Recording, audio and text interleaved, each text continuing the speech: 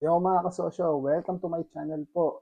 Maraming po salamat sa mga nag-watch po ng video ko po itong recently at tulad ng sinabi ko po, ah, bago lang po itong channel na to. Ngayon kung nagustuhan niyo po lahat ng mga sinasabi ko about t-shirt printing, about sa clothing line, pwede po kayong mag-subscribe, pwede po kayong mag-like and share nyo rin po itong video na to sa mga konting kaalaman natin dito. Ngayon po, meron po tayong order na gagawin at tuturuan ko po kayo at panoorin niyo po ako paano natin i-heat press at paano ho natin gawin itong t-shirt na to. So, simple lang naman po itong t-shirt na to at napakadaling gawin to. Dito lang naman siya sa may patch dito sa maliit. So, hopefully sana matutunan nyo at sana naman may matutunan kayo paano natin ito. I-heat press ito. Nabubulol pa ako. Medyo malimgo kasi dito eh. Kaya nanginginig-ginig pa ho ako. Kaya tara, samahan niyo po ako. Yes, ito po sa mga order natin is, ang gusto niyo po is heavy cotton na gildan na order nila sa akin. So ngayon gagawin natin ito dark blue t-shirt. So i-heat press natin to at papakita ko po sa inyo kung ano magiging resulta.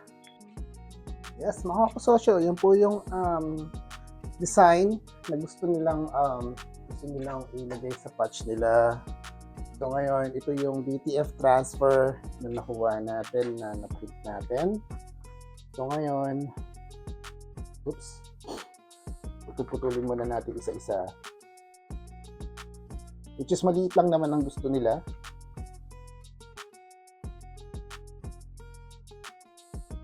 Yan.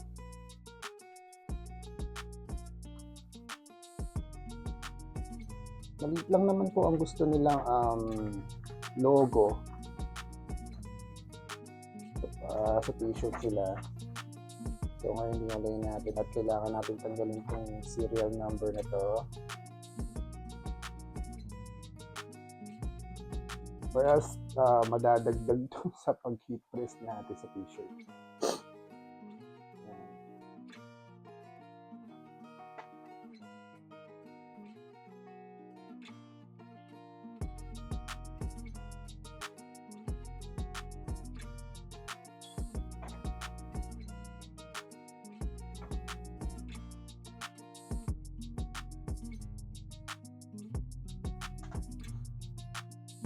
Po.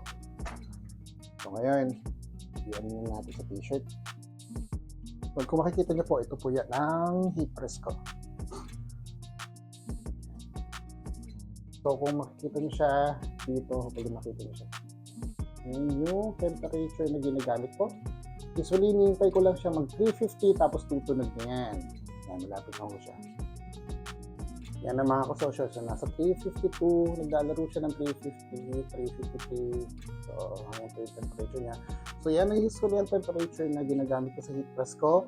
And then, 15 seconds hook per t-shirt. Pag-heat press po. 350 Fahrenheit. So, Fahrenheit, hindi ko alam kung ilan sa Celsius yon. 350 Fahrenheit. And 15 seconds per t-shirt to pag heat press po sila. Kaya ito na mga kasosyo. So simulan na natin. So first ilalagay ho natin. Napakasimple lang ito kasi sa ano lang naman to sa may bandang patch.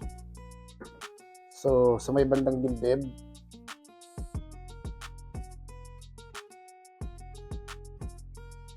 Ilalagay natin siya. So make sure ho na pantay siya. Yan. At medyo, kung nakita nyo naman medyo gusot-gusot at talagang gusot-gusot pala.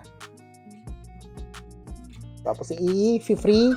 Tapos ito is pre-press natin.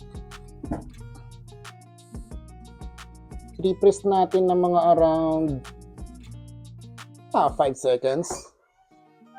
Yun. Kumbaga parang paplantsahin muna natin. Yan. Tapos, susunod natin gagawin.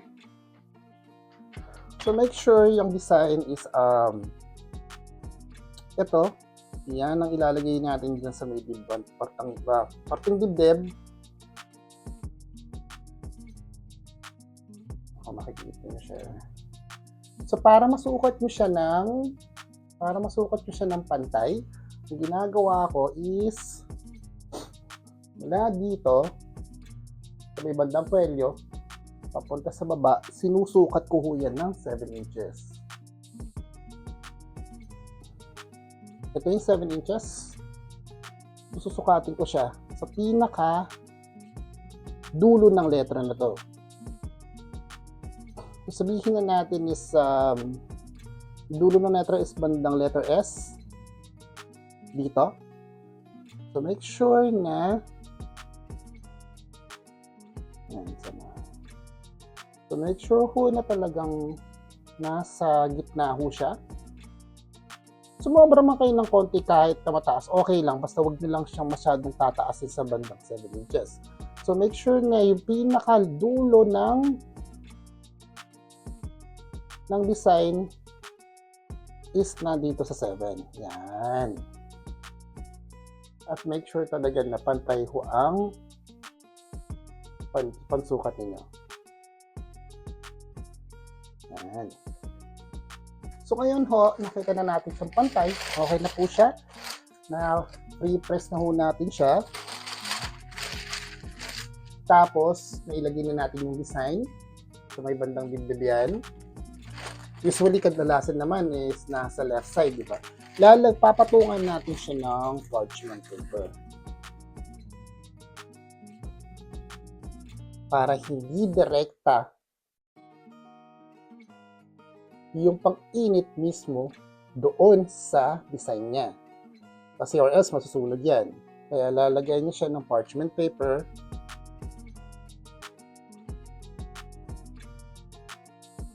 Sa Tagalog is pergamino. Papel na pergamino. Yan. So ginagamit ito sa mga pang-bake. Kasi ito yung usually na hindi nasusunog eh. Make sure talaga na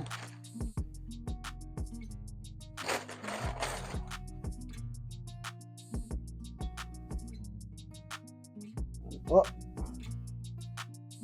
Tapos, sisimulan na natin siya ng i-press.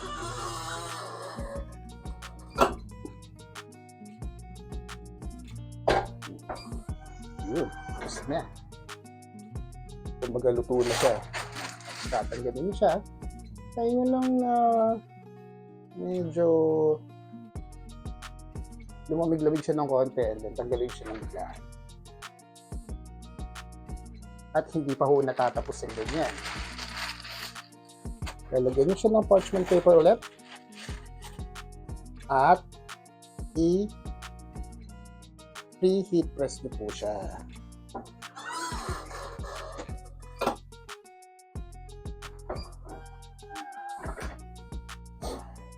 Para at least mas pulido ho siya. So kanina, heat press ho natin siya na may kasama hong film. Para lumipat yung film dito.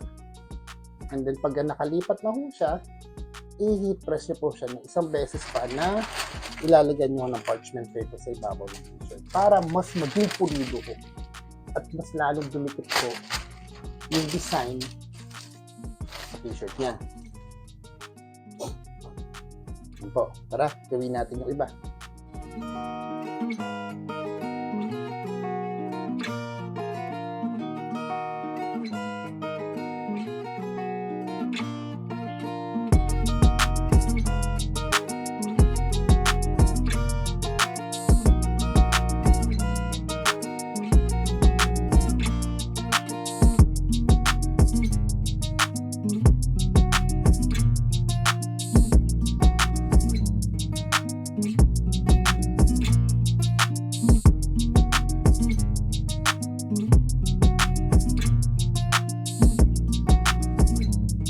Pala mga kasosyo, tapos na ho yung mga na-print natin mga order para sa kanila.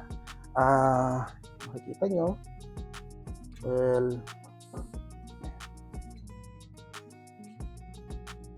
yan lang naman ang gusto nila. Ito long sleeve. So mamaya, papak ko na ho ito at i-order sa kanila. I-ship pala sa kanila. I-deliver sa kanila. Tuloy. Ayan. Diba?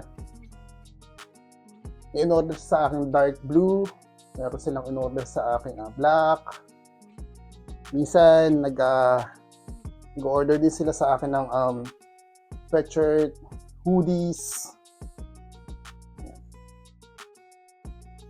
So make sure lang po na talagang pagka sinukat nyo to is ano ko ba gagawin? Mula dito sa may kwelyo, sa may dulo ng kwelyo, ayan yung round neck, diba? So dito ho, pababa, papunta dito. Pag nasukat nyo po is 7 inches ho, 7 inches ho papunta sa baba ng dibdib, yun ho ang pinaka-standard. Pinaka-standard ho siya sa patch nyo po dito. Kahit saan ho, kahit mapa double XL, XL, medium, large, basta simula ho siya dito pababa, 7 inches ho ang sukat niya, yun po. Wala ho kayong sablay doon. About naman dito sa side na to, kayo na ho bahalang mag-adjust kung gaano kalaki yung size ng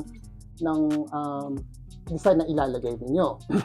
Minsan kasi may pahaba, minsan kasi may pahalang na gano'n, diba?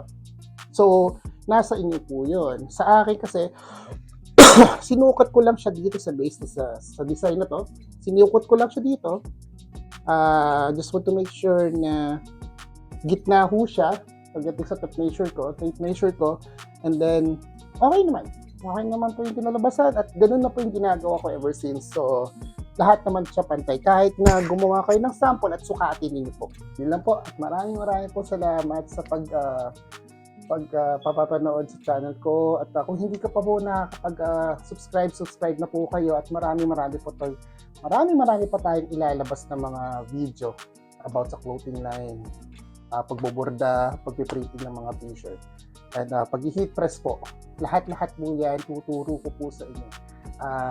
Yun lang po, at marami po salamat. Marami pa tayong tutuklasan ulit, tulad ng sinabi ko. Marami pa tayong tutuklasan dito, at samahan niyo po ako sa channel na to. Thank you for everything and God bless. Let's go!